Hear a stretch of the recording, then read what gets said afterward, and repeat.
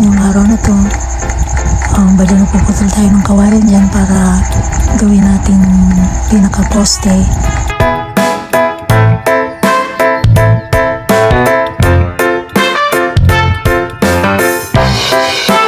Ito for the panday-panday tayo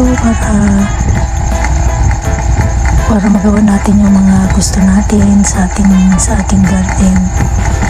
So ito na nga.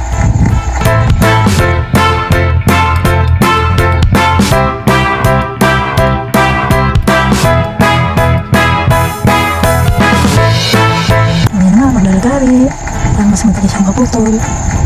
Yan na nga, sobrang tagal bago makaisa. So ito naman, ang ginagawa ko dito ay nagawa ako ng hagdan-hagdan. Parang niliprap ko siya, mga maliit na bato yung ginamit ko dito para siya gawing hagdan-hagdan, para dito itatanim yung mga pinapatubo kong daon ng sibuyas. Hindi pa tayo anak ng CEO, kaya kailangan nating kumilos at magtiyaga magtanim.